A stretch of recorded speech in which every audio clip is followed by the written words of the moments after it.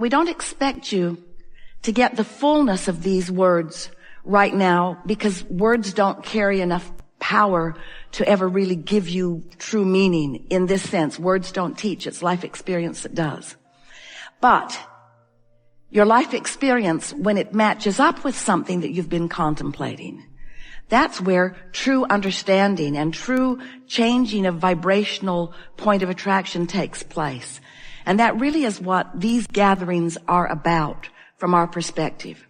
It's an opportunity for you to come at whatever vibrational point you are at because of whatever aspects of your life you have been focused upon.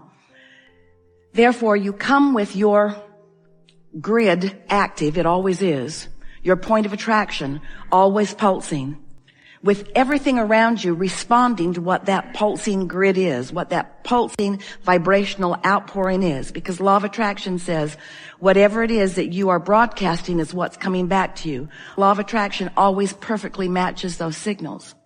So when you come to a gathering such as this, the advantage of it that we know is there for you is that as you listen, as we deliberately unfold, as we specifically choose conversation based upon where we know you are right now, not asking you to reach too far into what is beyond where you are, but giving you something beyond where you are, and not giving it to you so abruptly that there's a backlash that causes your mind to wander and activate a vibration that you don't want to activate, but instead gently moving vibrationally into the frequency that's closer to that most expanded place that you have achieved through life experience.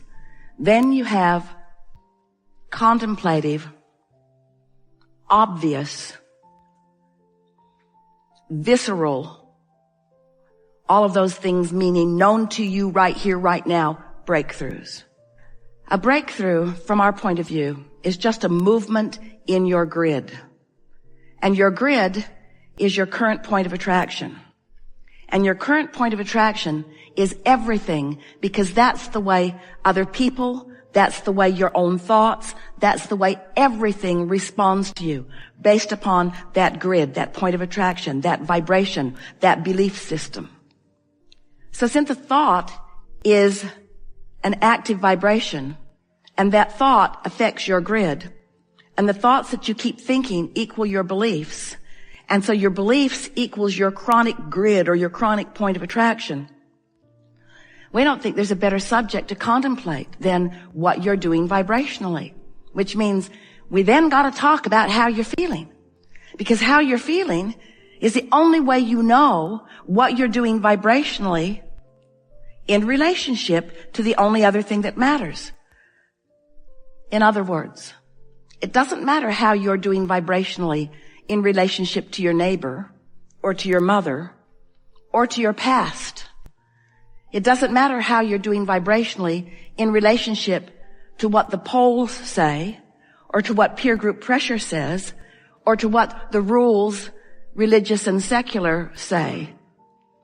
The only thing that matters is your vibrational relationship to your furthest, most expanded beingness, which means your relationship to what man wants to call God. We prefer to say your relationship to the larger part of you, to your inner being, to the source within you, to the expanded you that's in your vortex. Your opinions about the world in which you live cause you to practice a vibration that equals your point of attraction. So what that does, and it's sort of an interesting thing to watch it happen, is you just keep supporting your own beliefs, because law of attraction backs that up every time. If you believe that you are being treated unjustly, and you keep that vibration active within you, those that match that belief in you will flock to you like moths to a flame.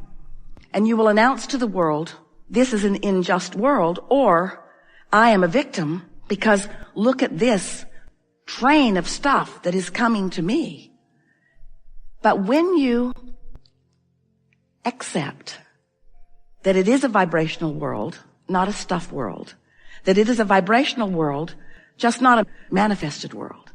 That it is a vibrational world, and that in every moment you can read, you can recognize, you can know your vibrational offering as it relates to your most expanded being, that part that we talked about as we first began here, that expanded you that you can't hold back.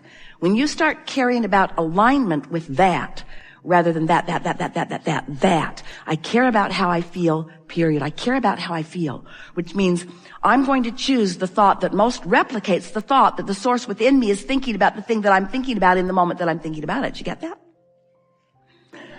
You're thinking a thought. You're thinking a thought unless you're asleep. You're thinking a thought.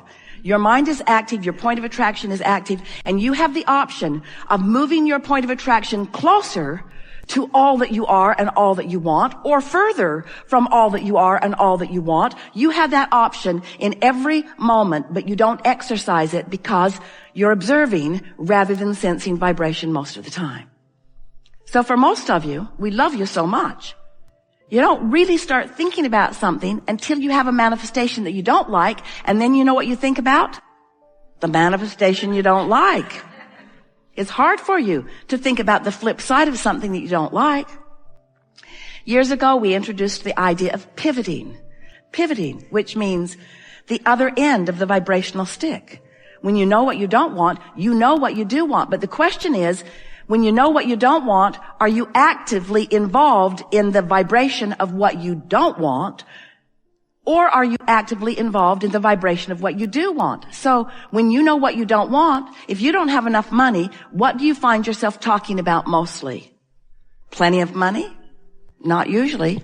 You could, and it would be just as easy. If you're sick, what do you find yourself talking mostly about? Oh, my head hurts. You're mostly talking about what is. And that really is what we want to stir up a little bit in this conversation that we're having here today. Do you want to talk about what is? If what is great, yes, yes, yes. Lists of positive aspects could not be a more valuable process for you. Rampages of appreciation, there's no tool that will serve you more. There is nothing better for you than to talk, focus, feel about the things in your world that are the way you want them to be. But those things that you identify as not the way you want them to be right now, you want to get off of them. Jerry used to tell a story, and Esther loved it because it was so explicit and made so much sense. She could see it right away. And when she held it in her consciousness, it served her. He said, sit in front of a fireplace. He lived in Arkansas at the time that he discovered this analogy. And there's a chinkapin log on the fire. Esther had never known what one of those was. She's still not sure she's ever seen one, but apparently when they are on fire, they pop a lot. So they are shooting sparks off at whoever is nearby. And he said, so you're sitting there with your beautiful new cashmere sweater, and a spark comes right to you, and he says, if you in that moment just flick it off, nothing happens to your beautiful sweater. But if you're distracted and don't notice, and you allow it to linger, then there is a bigger impact on your sweater. And his analogy is, when the thought first comes, and it's small and insignificant, and you flick it off by choosing another thought, it's simple. But if you allow it to smolder, if you allow it to grow, if you engage in conversations with others about it, if you write it in your diary, if you blog about it, if you write home about it, if you call that friend who always wants to know what's going on, and you tell them what's going on.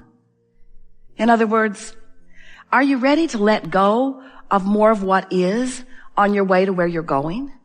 When you're driving down the highway, and it's a beautiful day out there, and you have this magnificent windshield, you just washed it, the day is bright, you're looking out ahead, or do you have your windshield installed in your floorboards? Or do you spend all of your time looking in your rearview mirror? The analogy is silly in that regard because you know what would happen if you were just looking down at the road while you were going. If you were just looking at what is, you wouldn't get very far down the road. If you're looking in your rearview mirror, you wouldn't get very far down the road either, would you? And so we're wanting to get your attention. We want to sort of wake you into a keener awareness that you are the creator of your own reality, and that the reason that you are the creator of your own reality is because you've come here with great tools and intentions to enjoy the express motion forward that you knew was inevitable. And the reason is not as important right now in this conversation as the method by which you are the creator of your own reality. You do it by your thoughts. But you can't monitor thoughts. There's too many of them. There's too many moving parts. But you can pay attention to the way you feel. And if you will leave this gathering today with one intention in mind, and that is you care about how you feel, and you understand that how you feel has relevance. It is strict relationship with the larger part of you. That when you feel negative emotion, it means one thing, and it means the same thing every time you feel it. No matter what the negative emotion is or how severe it is, it always means the same thing. The larger part of you has an opinion about the thing that you're feeling negative emotion about that is different. So when you are mad at yourself, that discouragement is your indicator the source isn't mad at you. If you hate that guy because of his behavior, that hatred you feel is your indicator that source does not hate that guy. If you are feeling confusion, the confusion is your indicator that you are disallowing the clarity that would be available if you weren't focused in a way that is disallowing the clarity. You see what we're getting at?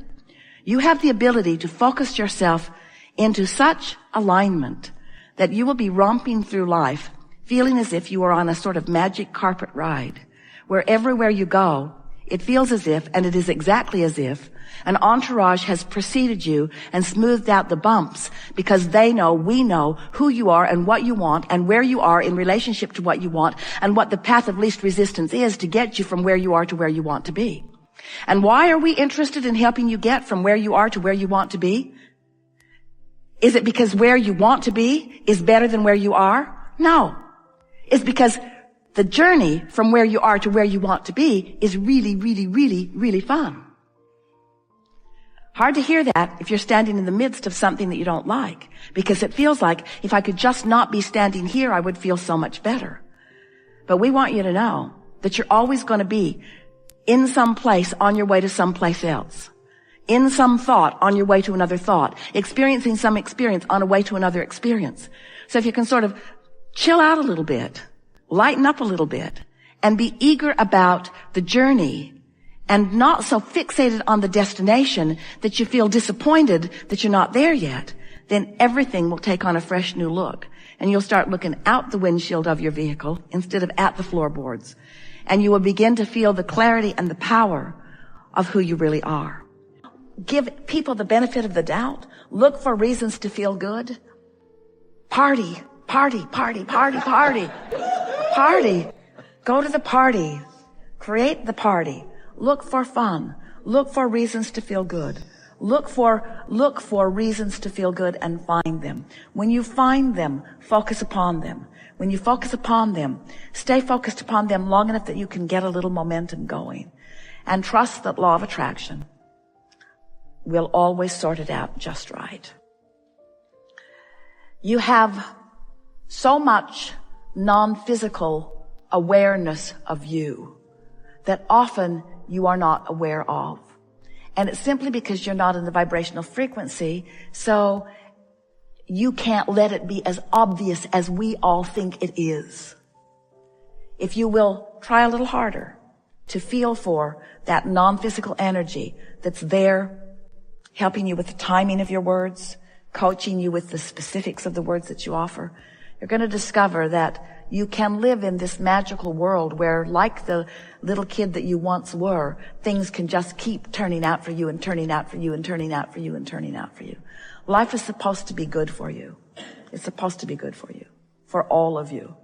And if it isn't, there's just a little